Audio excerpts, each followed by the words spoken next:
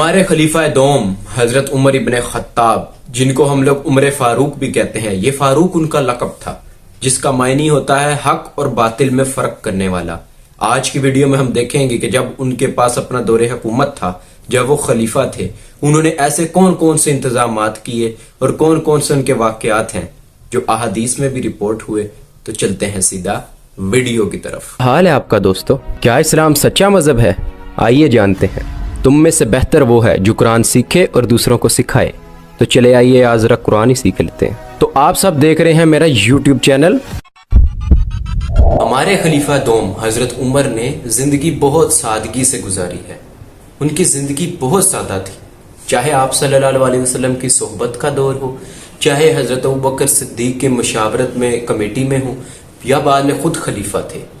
نہ اپنے لیے کچھ جائیداد میں بنایا، نہ اپنی اولاد کے لیے، نہ ہی اپنی اولاد میں سے کسی کو خلیفہ چنا، بلکہ خلیفہ کے جو معاملہ تھا اس کے اندر بھی 6 رکنی کمیٹی بنا کر کہا کہ یہ وہ لوگ ہیں جن پر محمد رسول اللہ صلی اللہ علیہ وسلم جب وفات پائی تھی تب بھی ان لوگوں کو جو ان سے راضی تھے، جیسا کہ جس میں حضرت علی آ جاتے ہیں، حضرت عثمان تھے، حضرت سعد ابن ابی وقاص تھے، حضرت عبد الرحمن ابن عوف تھے، حضرت عبید اللہ ابن جراح تھے، تو یہ حضرت سعد ابن ابی وقاص، تو یہ جو لوگ تھے 6، ان کی رکنی کمیٹی بنا کر کہا کہ ان میں سے کسی کو خلیفہ چن لیں۔ اپنے بیٹے عبداللہ بن عمر یا کسی اور بیٹے کو انہوں نے خلیفہ نہیں بنایا، نہ ہی کسی کو نامزد کیا۔ مسلمانوں کی جماعت میں سے ایک جماعت نے حضرت عمر کے پاس آ کر یہ بتایا کہ خواتین ہم سے بہت زیادہ حق مہر طلب کرتی ہیں، اتنی زیادہ حق مہر کی وجہ سے نکاح کرنا مشکل ہوتا ہے، تو آپ اس کے متعلق ایک لمٹ بنا دیں، ایک رقم دے دیں،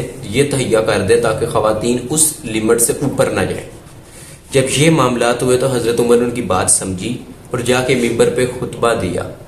آگے مسلمان تھے، پیچھے عورتیں خواتین بھی ہوتی تھیں جو پردے میں ہوتی تھیں، تو حضرت عمر نے ان سے یعنی کہ مخاطب ہو کر کہا کہ آپ لوگ بہت زیادہ حق مہر طلب کرتی ہیں، تو اب ہم ایک لمٹ لگائیں گے۔ کچھ دینار انہوں نے لمٹ لگائی اور کہا کہ اس سے زیادہ کوئی حق مہر نہ مانگے۔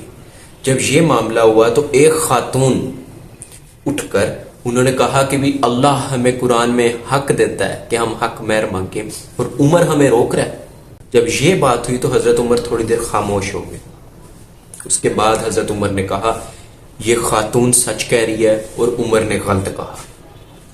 جب یہ آپ دیکھیں، ان لوگوں کا جذبہ دیکھیں، اپنی غلطی تسلیم کی، اعتراف کیا اور لوگوں سے کہا کہ بھائی جتنا یہ حق مہر آپ لوگوں سے مانگ رہی ہیں آپ ان کو حق مہر دو، یہ ان کا حق ہے۔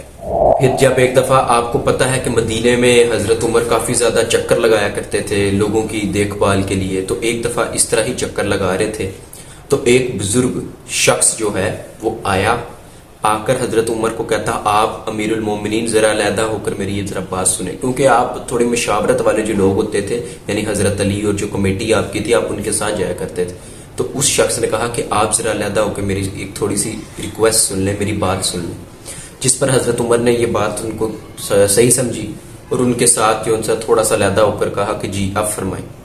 تو اس شخص نے کہا کہ میری بیٹی نے جوانی میں تھوڑا غلط کام کیا تھا، زنا کر لیا تھا، اب اس کا ایک رشتہ آیا ہے، اب وہ رشتہ کرنے سے پہلے میرے دل میں یہ چیز ہے کہ میں ان لوگوں کو بتا دوں کہ یہ میری بیٹی کے ساتھ عمل ہو چکا ہوا ہے، تو آپ نکاح میں تاکہ ان کو تنگی نہ ہو پاتی۔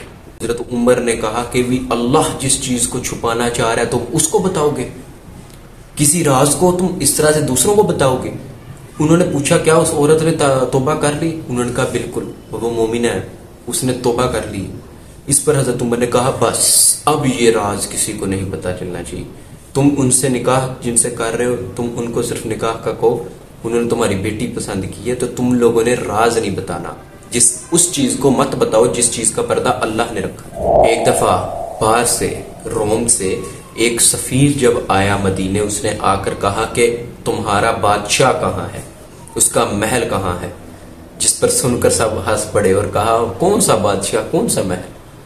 تو انہوں نے کہا تمہارا وہ لیڈر کہاں ہے کہ جس نے ہم لوگوں کو اتنا ہمارے روم والوں کو اور دوسرے جو سیریا والے ہیں ان کو ہلا کے رکھ دیا۔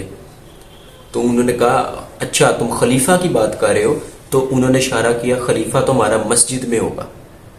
تب وہ بڑا حیران ہوا، لیکن اس نے کہا چلو مسجد میں ہوگا۔ جب وہ مسجد کی طرف گیا تو دیکھا تو ایک شخص نیچے ٹاٹ کے اوپر سویا ہوا ہے اور لوگ ارد گرد چل پھر رہے ہیں۔ تو اس نے دیکھ کر وہ اترا اور حیران ہو کر دیکھنے لگا کہ یہ کون ہے؟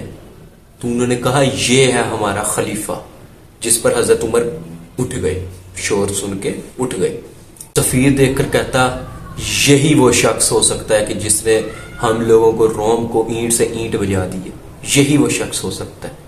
اور دیکھو اس نے انصاف کیا تو یہ سکون سے سو رہا ہے۔ ہمارے جو بادشاہ ہیں وہ انصاف نہیں کرتے، نا انصافی کرتے ہیں، اور ان کو راتوں کو نیند نہیں آتی اتنے بڑے محل میں۔ انصاف کا یہ عالم کہ جو بھی گورنر تھا اس کی ایک مدت مقرر کی ہوئی تھی 4 سال کی، کہ اس کے بعد اس گورنر کو ہٹا دیا جائے گا اور نیا گورنر لگا دیا جائے گا۔ یہ مدت اس پر کوئی بھی اترے وہ نہیں تھا دیکھا کہ بھی کون ہے، بلکہ اس کو اتار دیا جب وہ مدت پوری ہوئی۔ جیسا کہ ہمارے پاس حضرت سعد ابن ابی وقاص ہاشمی، آپ صلی اللہ علیہ وسلم کے رشتہ دار، عشرہ مبشرہ، جن کا نام لے کے آپ صلی اللہ علیہ وسلم نے کہا کہ یہ جنتی ہیں، ان کو بھی ہٹا دیا۔ یہاں سے آپ ان کا انصاف دیکھیں کہ ایک اصول بنایا، سب کو بیچ میں ایک جیسا رکھا۔